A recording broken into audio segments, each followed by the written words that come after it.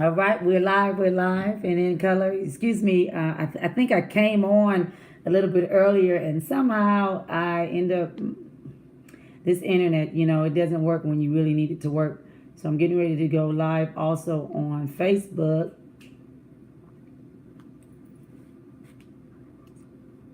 So here we are. So I'm live on Facebook as well because I have a few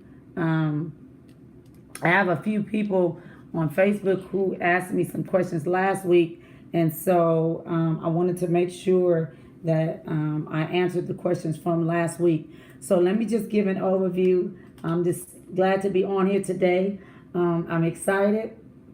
Had a great day today. Hope you all had a great day as well. Again, forgive me for the few minutes of being late. Hi, Anthony. How are you? A few minutes for being late, but again, this is Parenting 101, and we're going to be talking about tonight. I'm going to do some social feedback. I got some questions I will answer on tonight, but again, this is Parenting 101, and I was inspired to do this. I'm actually on YouTube and on Facebook. I was inspired to do this due to the increase in lack of communication. Make sure that I dealt with this, and of course, according to the issues, the again the R. Kelly issue that we know is not something new, but just speaking to those issues and allowing a platform for our young people to talk to us about the peer pressure and the things that they may be dealing with. So again, this is Parenting 101. I am glad to be on here again this week. So I want to go back over and do an overview of what we've been talking about the last few weeks. Again, I want to talk about how important it is for us to create time and dispensations for our children to speak to us, to talk to us, creating a friend zone. That's what I talked about last week. Creating friend zones, creating twice a week, creating a time where your children can come and talk to you without any judgment, without you getting upset, allowing them to be themselves and talk to you about the things that they are dealing with. I think a lot of times kids, teenagers and stuff don't want to talk to their parents because we don't create the space for them to talk to their parent. We don't allow them to be free. We talk at them instead of to them, and then we don't take time to listen. So I think it's very important that we create that friend zone, helping them know you're not my friend. However, at this moment, you can be free to tell me how you feel. Maybe something that I did as a parent or something that you did as a parent and they want to get it off their chest. That's the time that they're able to speak to you about whatever their issues are without you judging them, without you them being in the position of getting a whooping or them being in position to be corrected. That's the time that you speak with them and you allow them to speak back to you and tell you what their issues are. So again, we're just giving an overview. Friend zone, how important it is for you to create those a week. Create a time for you to talk to your child and allow them to speak to you without any judgment. Also, we've talked about how important it is for you to be consistent with them when it comes to the time that you say you're going to spend with them. A lot of times kids feel some type of way when the parent is too busy. We have a lot going on, and not on purpose, not because we just don't want to spend time with our children, but we're busy. We're busy, dealing with life and maintaining life. So it's very important for you to make sure that you take time to spend time with your children. Make it a consistent time. If you say you're going to take them to the movies or you're going to take them to the park or, you're going to take them to get ice cream, whatever the case is, if you say you're going to do that, stick to your word and do that. All kids have is your word. So if you tell them you're going to do something, we're in the process of creating relationships. when you're in a relationship with a husband or wife, or you're in a relationship with a girlfriend or boyfriend, when you tell them you're going to call them, when you tell them, we're going to go out, when you tell them we're going to do something, that's what they expect. All they have is your word, and that should be important to you. So the same thing with your kids. When you tell them, hey, we're going to go out for ice cream because you got good grades, or because you did good this week, it's very important for you to be consistent in that, and stick to what you say you're going to do. Now, life happens, so with life happening, people, things change, circumstances arise. So you can't, for surely say, you're never going to have an issue where you're going to always be able to stick to it. However, you need to make an effort. And if something comes up where you can't do it, you need to sit down and explain to your child why I'm not doing this. Because all they have is your word. And again, we statistically, we already spoke last week about how important it is that at the young age of you raising your children, as them being in the home, in the atmosphere of the home, being raised in whatever soil they're raised in, that's what they will portray when they get older. So again, if you're the type of parent and you tell your child, I'm going to do this, this, and this, and they always see you not keeping your word, that's going to be a problem. And so when they get older, the value of your word is going to be little based on the value of your word when they were younger, because you didn't stick to it. So it's very important. Friend zone. Be consistent with your child. Also, again, talking to them instead of talking at them. I think a lot of times, and I'm going to get into this a little later, even if there's some bullying going on at school, no one will never understand, or no one would never know what the bullying is, because the child doesn't want to, or I can't come home and talk about how the teacher is mistreating me if every time I come home and I say something to my parent about something that's happening to me, that they clearly dismiss it, or the first thing that they do is, again, come at the child. So I think it's very, very, very, very, very important that we, again, create the space where the child can come talk to you, feel free, feel safe, and feel loved enough and cared for enough to come talk to you about the things that are going on with them at school and things like that. So I have a few questions from last week. People inboxed me last week, and I don't see them on here, but I promised that I would speak on the questions that I had in my inbox last week. So I'm going to answer those questions today. The first question is, how do I tell my parents I've been smoking since 15 and now I'm 18? They're going to kill me. The reality of it is, again, let me ask this question again, because this is a good question. This is a teenager who was on YouTube last week, and I didn't see the question, but now I'm answering it. It says, how do I tell my parents I've been smoking since 15 and now I'm 18? They're going to kill me. So what I would say to that is, number one, they probably are going to want to kill you, because number one, smoking is not good for your health. So let me just start by saying that as a parent, as someone that doesn't know you, and I think this young man's name is George. I don't know George, but as a parent, I would tell you, George, that it's not healthy to smoke. So for health reasons, you might want to channel that and do something else. But for health reasons, it's not good to smoke. But again, you're 15 years old. You've been smoking for 3 years. You're now 18, and you have to tell your parents. I would suggest you do this. One, of course, make sure you pray about it.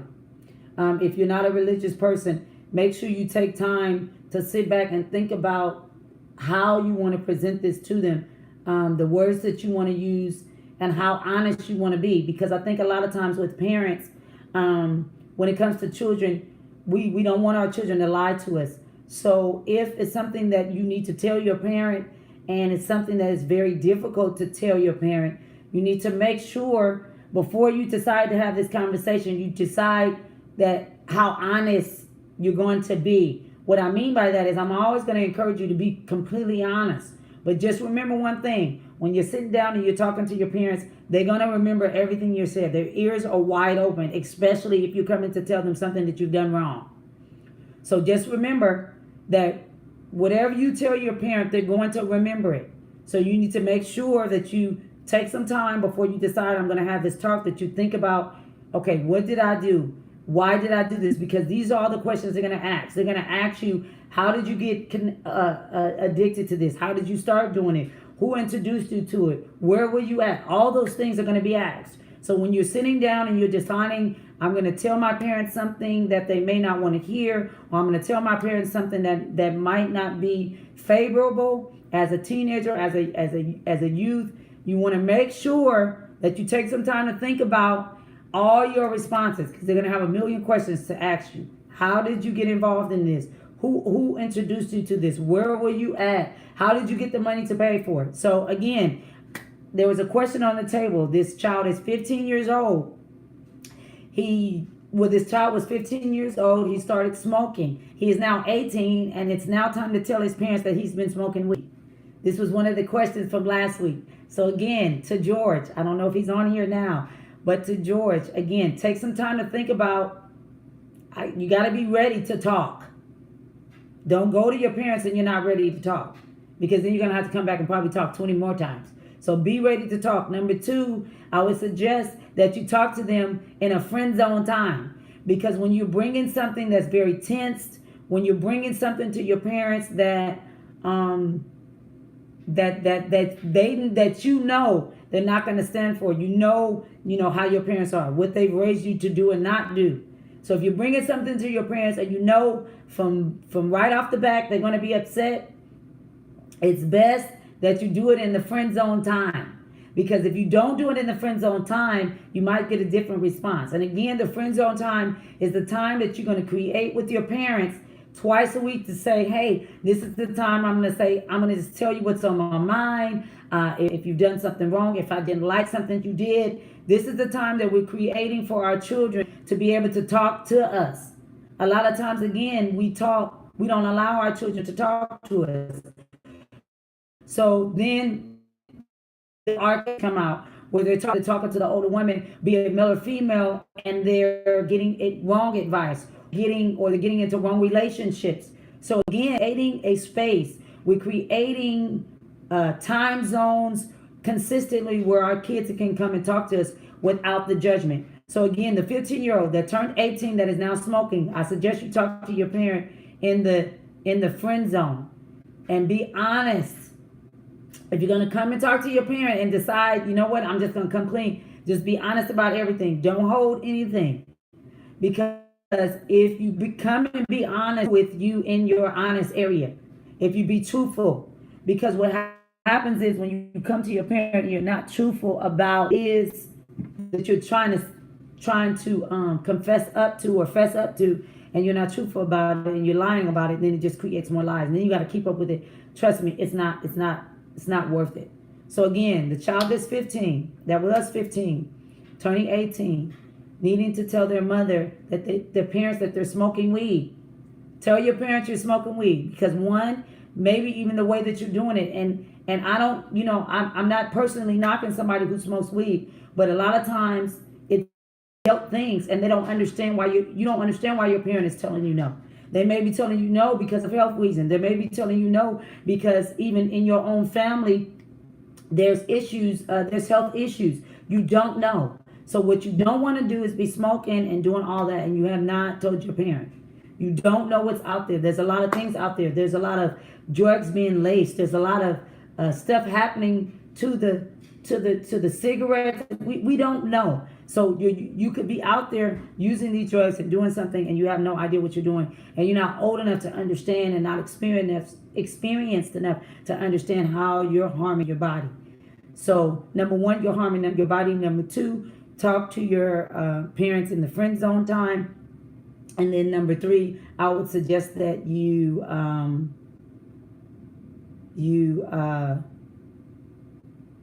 the friend zone. And then number three, I would suggest that when you do talk to them, be completely, totally honest, okay? The next question is that I had was divorce and remarrying with children involved. How did we get through that?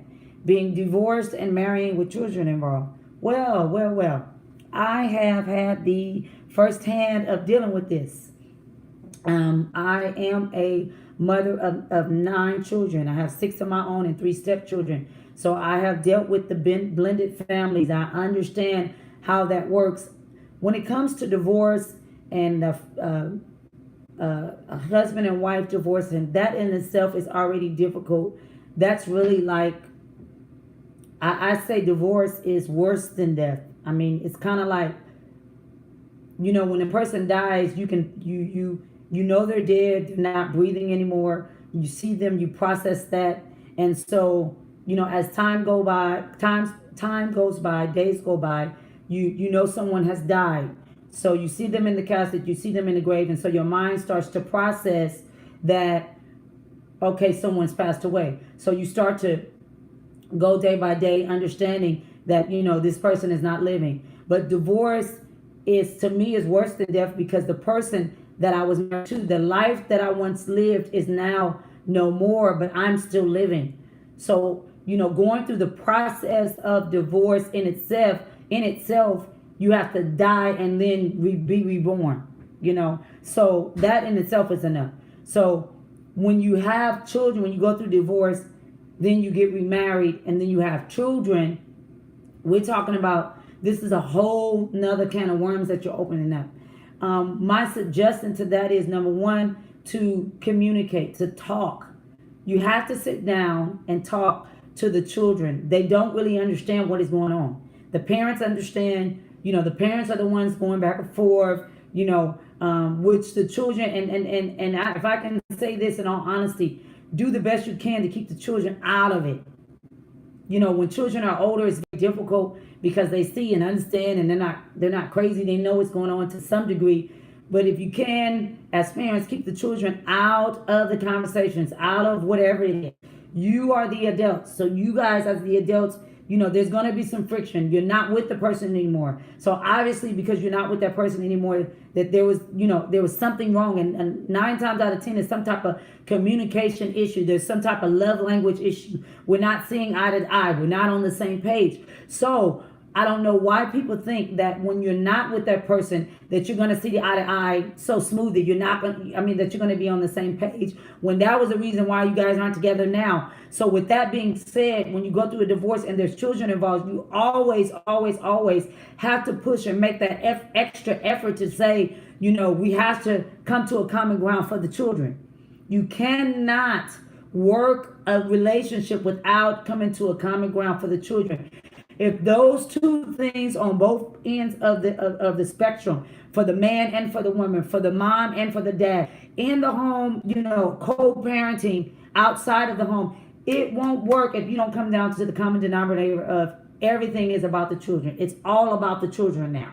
It will not work. Blended families, understand this. When you're dealing with a ex-spouse and a new spouse, if the families, if the two that are co-parenting, whether it's another husband or another wife, whether it's 4, whether it's 3, whether it's just the husband and the wife, whether it's just, the mom and the dad, that's what I mean. Whether it's the mom and the dad, and then with the mom and the dad may come a stepmom and a stepdad. The reality of it is, it's never going to work.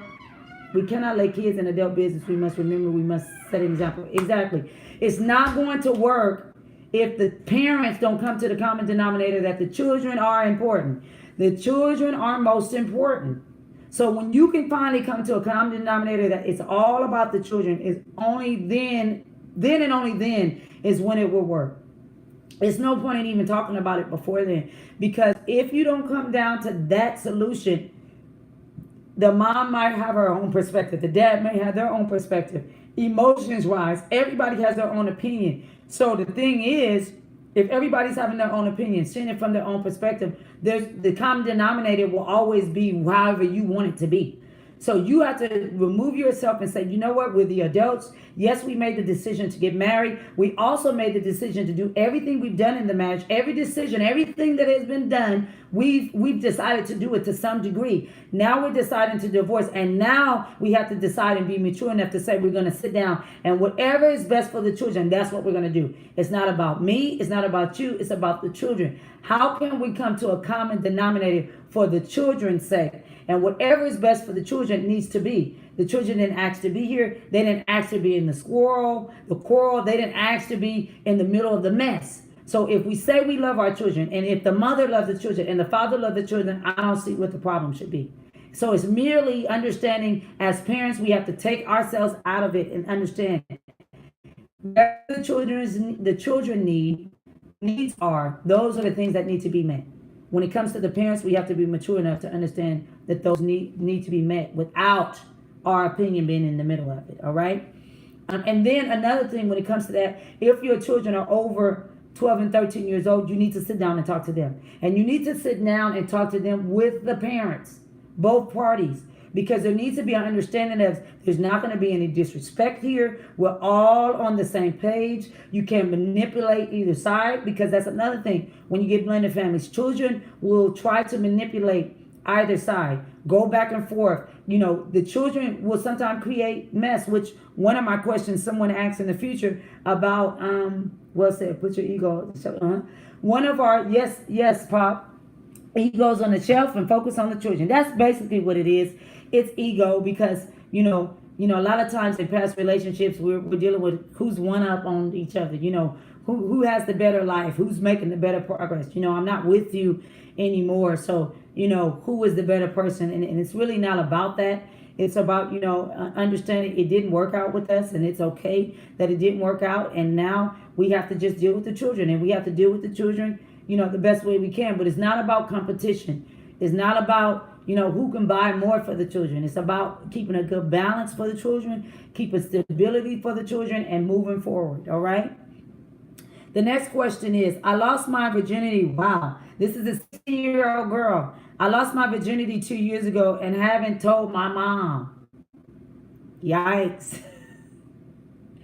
Again, this is the 16-year-old girl. I lost my virginity 2 years ago and haven't told my mom. Well, I'm a mom. I would say this.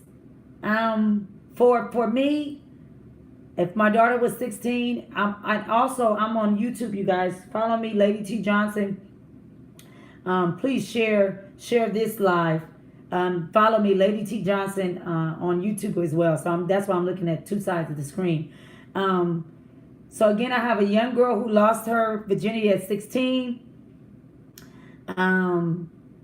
She's now 18, and she has not told her mom, Lord have mercy, that has happened. This is definitely a friend zone conversation. This is definitely a friend zone conversation. We have to understand as young people, you know, when you're telling your parent that you've lost your virginity, this is a big deal.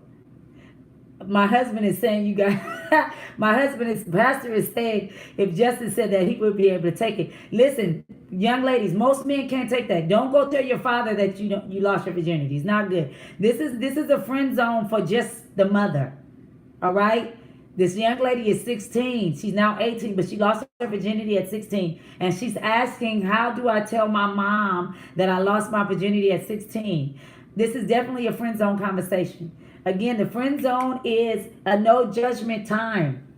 A no judgment time that you have. Please save his heart. Yes, your fathers can't take this. This friend zone is a no judgment time. So, Pop, yeah. Oh, just is going out of the day. He can't take it. But in all honesty, to the young lady who asked this question, and I'm not going to say her name, I would suggest, in all honesty, let this be something. If the relationship with your mom is not where it needs to be, maybe you have an auntie or older sister or someone that you can talk to about this. It's very important that when you go through that process, I've been there and didn't speak on it for months. And to be honest with you, when you lose your virginity at a young age, and you haven't told anyone about it, it's something that internally it's very difficult to deal with. And then you start to create these emotions that don't necessarily need to be there. And what I mean by that is, when you're young and you lose your virginity, and these emotions that are attached to adulthood, because that's what you've opened up. You've kind of opened up Pandora's box. So what happens is, you lose your virginity. These emotions that are attached to it are adult emotions that you're really not ready to deal with. So what ends up happening is, now you're making decisions based on an adult emotion in a child's body. So with that being said, there's a lot of things going on that if they continue to overlap, they may require you to really need therapy. And so it's important, although you lost your virginity at a young age, you need to find someone that you can talk to about it, because losing it at a young age, again, opens up a bunch of emotions that you as a young woman may not be ready to deal with or ready to handle. So with that being said, find someone, an older sister, auntie. Again, the first person that you should be able to talk to is your mom. But if that relationship has not been created, then I'm not going to advise you to do that, because it will, you'll open up that, hey, Miss Diane, love you, darling. You'll open up that, well, I should say First Lady Diane. You'll open up that can of worms, and you're going to force your child to go deeper into a hole. So, in order, again, this question I have is, the young lady was 16 years old. She's now 18. She needs to tell her mom she lost her virginity. And again, my advice is, again, that time zone, the friend zone, that's when you want to talk to them. And then this is definitely something that you don't want to hold, because the emotions attached to this is adult emotions, and you're not ready to deal with that. You're not really ready to handle that without getting some type of advice from someone who's been there, done that, so to speak. So again, find someone that you can talk to. My fourth question is, I really don't like my stepdad. Wow. He hasn't done anything wrong. I'm just upset that my mom moved on. How do I take the steps to creating a good relationship after all the stuff I've done? Let me repeat this question. I really don't like my stepdad. He hasn't done anything wrong. I'm just upset that my mom moved on. How do I take the steps to creating a good relationship after all the stuff I've done? All righty, stepdads. We talk about stepdads here. I will say this, and this is from experience. When I got divorced, for a long time, probably for the first 2 years, my children's father, and it was okay with me. He kind of moved on fairly quickly. He moved on a lot faster, really, really quickly, actually.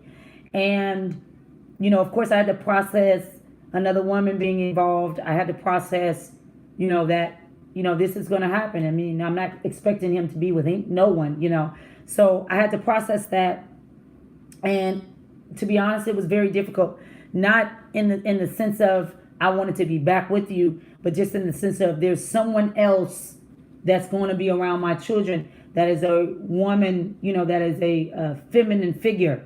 And so, that was difficult to deal with. However, I trusted the fact that the father that worked, that I had chose, the man that I had chosen, the person that was the father of my children, would not bring my child around someone who was going to harm them.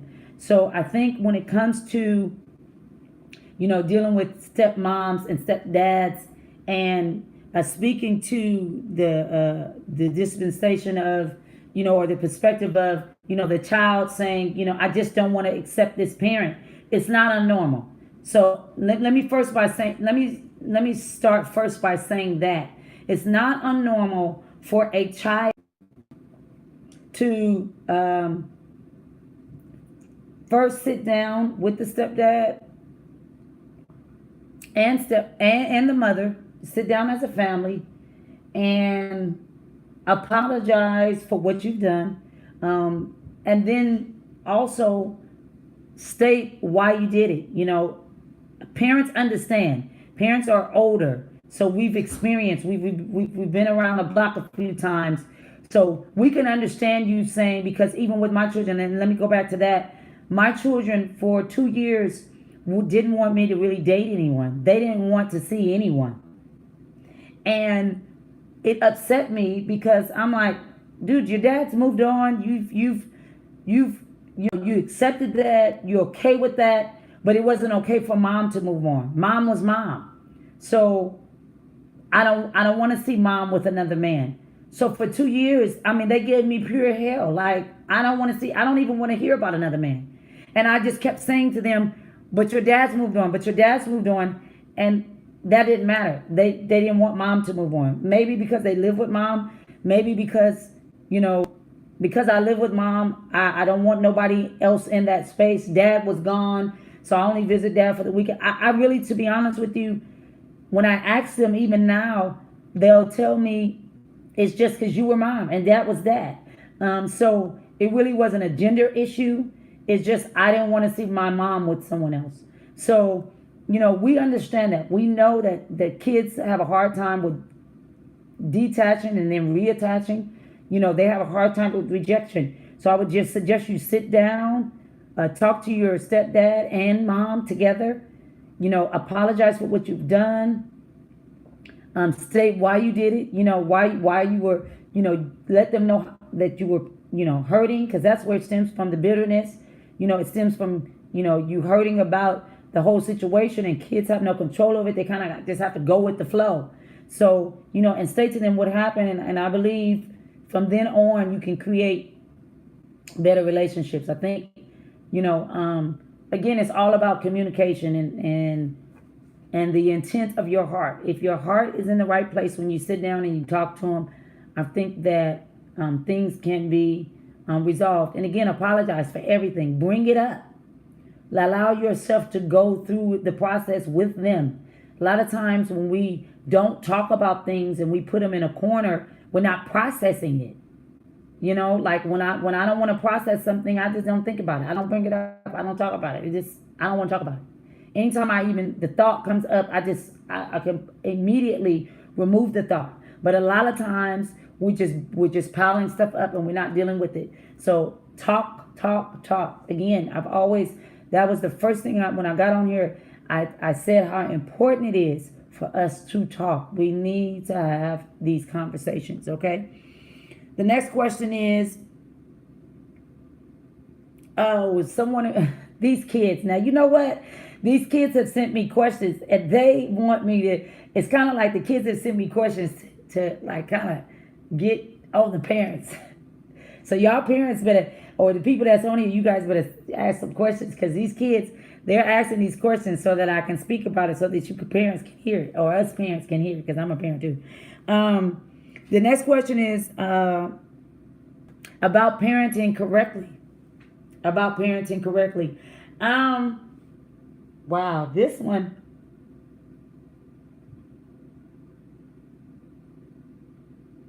I will say this: there's no handbook for parenting. There's no handbook. Each child is different. Each child is different. So, you're gonna make mistakes. You're gonna make right and wrong decisions. You're not gonna be able to please your child with everything. That's just how it is. But I will say this: I've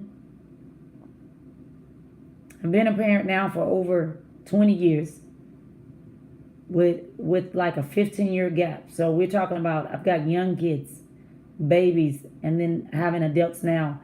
I will say this: I've learned a lot from them. I've learned my lesson with teenagers, with kids growing up from toddlers to middle age school, high school, some college courses. I mean, I will say this: there is no handbook for parenting. There's no handbook for it. We create relationships, and growing up, you can tell your kid no for whatever reason, they're upset. And I will say, I believe the best way to parent is to just take it one day at a time. Don't try to mimic what somebody else has got going on. Each child is different, and to observe your child, to be in tune with your child and the needs of your child, because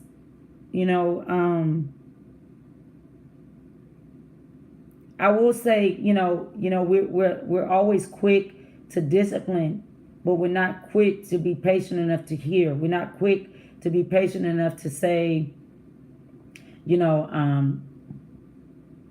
let me find out why it is they're acting out like this.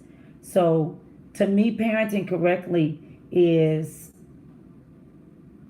allowing your child to be your child, and you being in tune enough to observe the actions, the character, and understanding, the care and caring for them and understanding the needs of that in particular child. Because that's the only way I feel like we can get it correct, because there's no, do you wake up in the morning and write it out? There's so many parenting guide books. You go in to a doctor's office when you're in the stages of pregnancy and going through all the trimesters and all that good stuff, and you walk into a doctor's office and you see magazines. But guess what? It don't prepare you for nothing. It don't prepare you for the child that you're going to have, because it's going to be a general synopsis, and every child is different. How you raise them is going to be different. The food they ate, all the dynamics of who you are and the father is, and the grandparents, all those things make up the child. So all these dynamics and these demographics are going to be different. The color of their hair and all that, the DNA, all of it's going to be different. And then on top of that, and that we're talking about before they get out of the womb. And then when they get out of the womb, then what? What would the world teach them? What would, because it takes a village to raise, children. So now you're not just dealing with the mom and the mom and the dad and the grandparents. Now you're dealing with the church family. Now you're dealing with a godparent who could be of no relation. So all these people are cultivating and nurturing this one child. That's what's happening. So there is no handbook. You just literally have to be in tune enough and take time enough to observe your child and be in tune enough in prayer, talking to the Lord about your child. That's what you have to do, because there is no handbook. In order to parent correctly, in order to not provoke your children, you have to pay attention to them. And then you have to be patient enough to say, you know what, now is not the time. You have to be wise enough and mature enough that when you're angry to not chastise them, because it may not come out right, or when you're frustrated, or when you're too busy to deal with them, to not deal with them at those moments. Everything you do in life, everything you do when you're interacting with your child, they're going to remember. What do you think this is? This is a computer. This right here is the best computer. It holds all the data. We all remember, probably back, a lot of us are 50, 60 years old, 40 years old, in the 30s. We can remember when we was a child.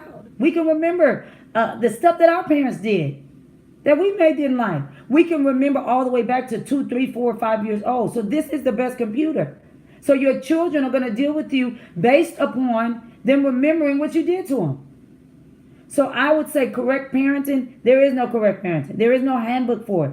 You're going to go, when you're pregnant, you're going to go into these doctor's offices, and they're going to have all these magazines to read. And guess what? You're going to read the magazine, and it's not going to prepare you for your child, because your child is your child. Everything that's involved with your child is going to be based upon the makeup of the mother and the father, the grandparents, and all of that before they even come out the womb. And then when they come out the womb, it's going to be based upon the soil that they were grown in. It's going to be based upon the atmosphere. It's going to be based upon what you invested in them. So with that being said, there is no handbook. So correct parenting is, one, be wise enough and mature enough to understand I have to step back.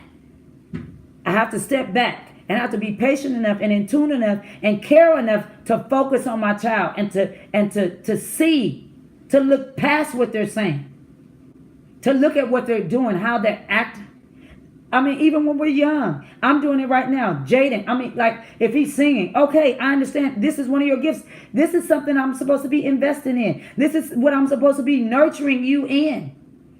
So with that comes eating right. With that comes being in shape.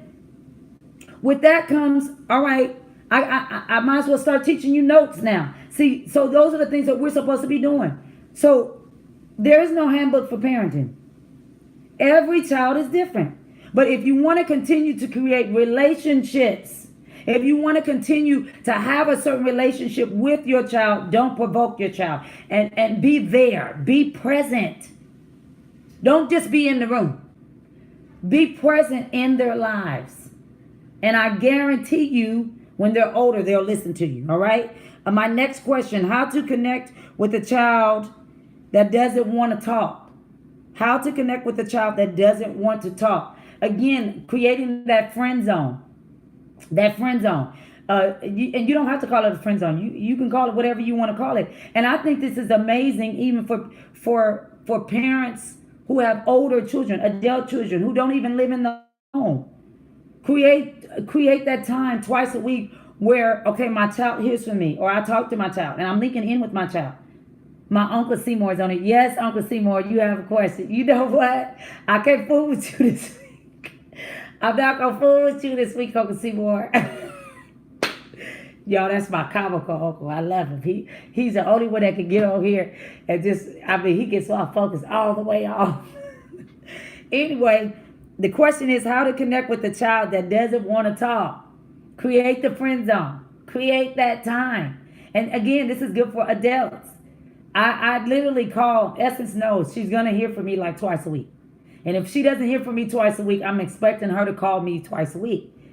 Because I want to know what you're doing. I want to be involved in your life, even after 21. Because you're 21, but you haven't experienced life. You're 21, but the advice, you're really not even grown yet. You're grown, but, at 21, we were still making stupid decisions. Just be honest. We were stupid decisions until about 28. We started realizing, we about to be 30. But you were still changing your mind. How many times did you change your mind? What you want to do? What you want to be? That's my kind of uncle. He's so comical. He crazy. I don't even know what he gonna ask. I'm just waiting on the question he gonna ask. But I love it. He don't even come over here and do that. But he's been like that for years. That's my Uncle Seymour. But create that time to talk. Call your kids. Call and talk to them. I call and regulate on mine. Listen, I've done too much. You go call and talk to me twice a week. Because I need to know what you're doing. I need to know where you at. I need to know. It's too much going on. Like I said, not just the R. Kelly issue. The issue with the man that got beat up from Empire. I can't think of his name right now. But anyway, and I'm praying for him. And it was so sad. But if you don't, you need to talk to your kids to find out who are their friends. Who they're hanging out with. You got a lot of jealous friends out here. And if your kids look halfway decent and got a little bit going on and got a brain, it's a lot of jealous friends. It's a lot of jealous. The girl that was she was at I think she was at a club and she was getting raped and the friend was right there. Yeah, Jussie Smollett. I love him. I love Empire. That's one of my favorite shows. But yeah, she was right there. And the girl was getting raped. And the friend is just standing right there. And she was on live. So you better be talking to your kids. I ask my kids, who are they? And who their mama is. And I need to talk to them. And sometimes I almost ask, what's the Social Security number? I need to know where they live at. What's the last name? Because these friends these new age friends ain't the right friends. So you need to talk to your kids. Who are they friends? Who are they talking to? Who are they dealing with? Even your adult kids, they're over 21. They don't live in the house with you. You need to find out who their friends are. You're walking. People are coming up dead. What about the girl that was in the freezer? She was there with all her friends. So even your adult kids that don't live in the house, you need to know who their friends are. Who are they dealing with? What males are they dealing with? It was a young girl that recently got beat up by her boyfriend. Beat up by her boyfriend. A friend of mine got beat up by her boyfriend. And we don't know who these people are. We don't know. So talk to your daughters and find out Who are they dating? Who are they dating? I call my daughter, who you dating? Who you talk to? What's their last name? Where their parents live? Where they from? Where they work at? Because you'll look up and can't find your child and you don't know who they've been dealing with and you have no clue. So this is really speaking to children or adults who have children that live out of the home, outside of the home, who are over 21. Talk to them. Find out who they're dealing with, who their friends are, who's in their atmosphere, all right? And again, how to connect with a child that doesn't want to talk. When you do that, when you start being involved in their life and start asking them who they're with, they'll start to understand, you know what, my mom does care. And let them know, and I tell my daughter and my children, I'm not asking you to be in your business. I'm not asking you to be a bother. I'm not asking you to control. I'm asking you because I care. I'm asking you because I'm concerned about you. I'm asking you because, there's so much going on in the world and I don't want you to be out with a friend or out with someone and something happens to you. I don't know where you're at. I don't know what you're doing. I don't know who your friends are. I don't know their parents. So get in tune with even your adult children. Find out who their friends are. Find out who they're dealing with. Because guess what's happening? These young kids is having sex, and they're getting with these other kids, and you don't even know their families. So they coming home with a baby, and we dealing with the mom and the dad, and nobody knows nobody. None of the family members know. I mean, they coming home just pregnant. The girl coming home pregnant. The child, both of the children are young. And now the parents have to deal with the issue. So we need to be finding out. Talk to your kids and find out who their friends are. I almost asked Social Security numbers. And people may say, that's too far. No. It's too much going on in the world for you not to know where your kids are. Or who they're with, who they're hanging with, who they're in the car with. Are they responsible? You don't want your kids getting in the car with people and with other kids and they're driving recklessly or they're not being responsible. Kids are going out there drinking, and just be honest. Somebody needs to not be drinking because somebody needs to be the designated driver. So you need to know who your kids' friends are and their parents. Let's not be so busy with life that we just want to get rid of our kids or we just want to be dropping them off anywhere. I didn't do that. When my older kids, I was the parent at the house they came to. Because it needs to be parents at home. And don't have people coming to your house and then you leaving. No, it don't work like that. We can't do that. We can't have children raising children. No. Talk to your adult children. I don't care if they're 25, they're 30. Talk to your adult children because there's relationships, boyfriend and girlfriends. People are crazy. People are crazy. And boyfriend and girlfriends out of your house, living on their own. Your kids over there getting beat up. Domestic violence is going on. A lot of these women, there's a lot of domestic violence going on with your young daughter and you have no idea. And they're hiding it from you because they already know if you find out, it's going to be a problem. So when you're going whole weeks, 2-3 weeks not talking to your kids, you don't really know what's happening, what's going on with them. So talk to your young girls. A lot of them are being abused mentally and physically. But you so doing your thing, well, I've raised them, I don't want to have nothing to do with them. But we got to be involved with our kids because if something happened to them, it's on us. If something happened to them, then we're going to have to fix the problem. So find out who your adult children are hanging out with, relationships, who they're talking to. And meet these people and have a spirit of discernment to say, you better be careful with that one or watch out. Not to manipulate, not to control, not to do any of that, but just to say I'm in your corner. Just to say, I'm just concerned about who you're dealing with. So if something happens to you, I know who is who. All right? So that's my next question. That's my question number 6. Question number 7. Again, these are questions. If any of you guys are on here, you have any questions that you want to ask, we can talk about it, okay? Because this is just basically question and answer. These are some questions that I got last week in my inbox from the last time we were talking on here. So I'm just answering a few questions, all right? Next question. What are ways you can have fun with the child on a budget? Because listen, this government, y'all listen. Find a way to have, how could we have fun on the budget? Let me see here. So, listen, it's free fun everywhere. Okay? Free fun everywhere. So what you do is you go, Uncle Seymour has a question. Uncle Die, listen. I'm so glad he ain't asked the question because he gonna throw me off. Don't encourage him. Don't encourage him because he gonna throw me off. Okay. So how to have fun on a budget? Okay, so let me see. What are the things that I used to do? Hulu. Okay, so now they got a lot of stuff that you could do to have fun on a budget. So family night, I used to go to the movie theater with all the kids. So how about all 9 of them was home and we went to the movies.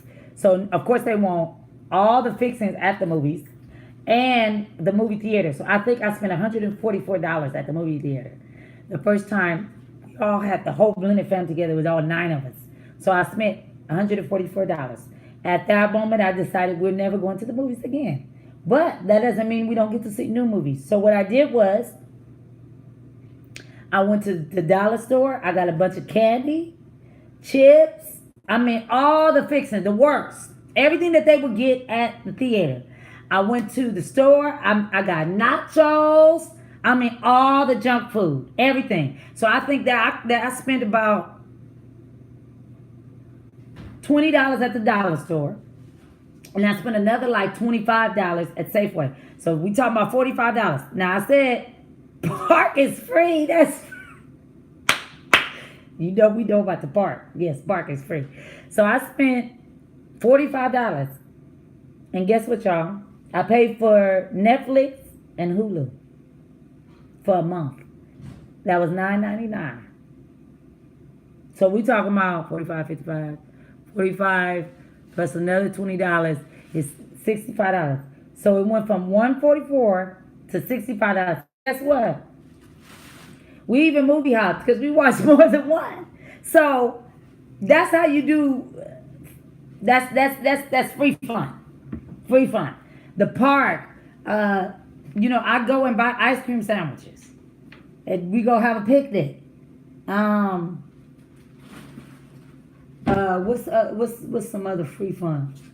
It's just too many ways. There's too many things that you can think of nowadays that doesn't cost much, where you can go out and hang out with your family and cut the cost in half. So I went from $144 for one movie to $65. As many movies as we want, as much noise as we want to make, eating as much candy, junk as we want. So free fun. Hulu, Netflix, and we was all at home having fun. And we was able to do it, every couple of days if we wanted to. So, yeah, free fun. That's one example. So, but there's so many things that you can do. Again, go to the park, go to the store, buy a bunch of stuff, go to the park and hang out. So, sleepovers. Make tents with the kids. Make little house tents in the house. We used to do it when we was kids. Make little tents and do camping inside the home. It's fun. Play games. We play Monopoly. They got a new Monopoly. It's called a Cheaters Edition, where you get to steal all the money out the bank and stuff like that. We have a lot of fun doing that. So, free fun at home, board games, stuff like that, all right? I've only got 6 more minutes on here, so let me get to my last question. The age difference. Okay, so basically, this question, they kind of asked it kind of backwards. It says, the age difference and how kids feel like parents don't understand. Okay, so what they were trying to, I think, ask is, there's an age, when your parents are older, basically, we're too old to understand what's really going on. So in my case, for me, my goal, my response would be, well, I'm not too much older than you, because my kids, I'm only 20 years older than them. So I always tell them the stuff that they think they're trying to do, I just stop doing it. Meaning I'm not that much older. So I think a lot of times, and this is to the children, that children think that parents are so far removed that, the age is not the factor. When you go through and have experiences in life, age does not have you to forget. So what I mean by that is, we were your age. We haven't forgot the things that we were doing, although it may seem that way because we're responding to you as if we haven't done anything. We remember, we have not forgot.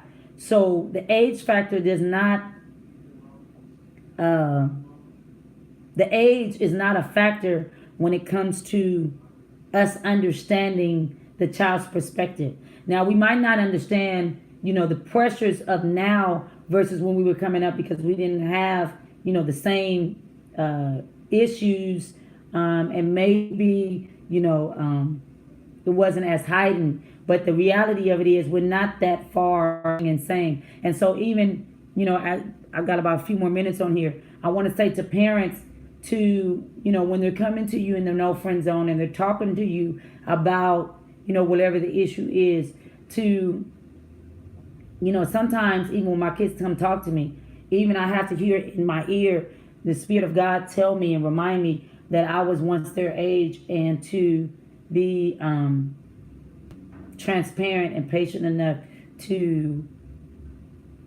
hear them, and then to try to understand and remember where I was, and remember, what I was doing, what I was saying, my thought process, remember how many times I changed my mind. And even as adult, we do that even now.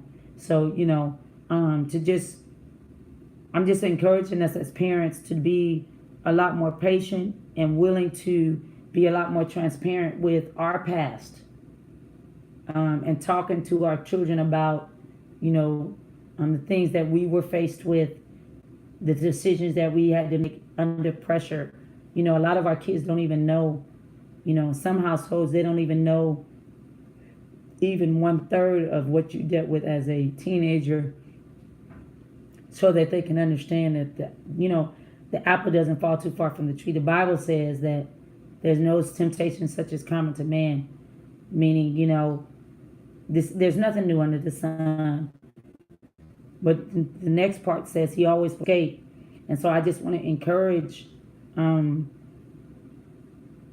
children and parents to really make an effort to really talk, to really make an effort to come together, whether, you live in the home or out of the home. There's a lot of broken parent-children relationships.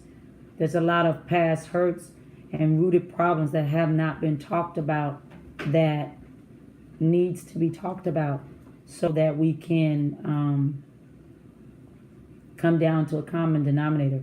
And next week, I'm going to deal with my own experience with my own mom, and how, even over the last few years, how our relationship have gotten closer based on the things I've learned and researched when doing this, because of going back and things when I was a child that I never talked about.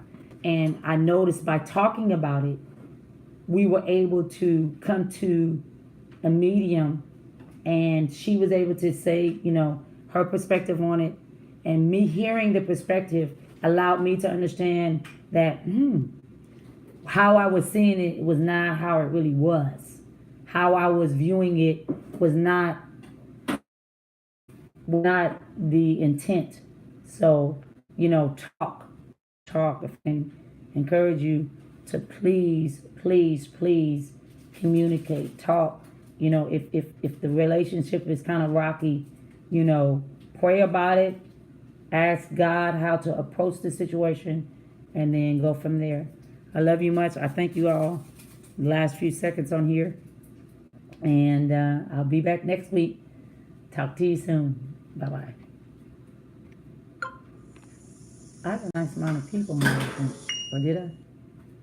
I have a few... it's 104 views on Facebook who asked me some questions last week. And so...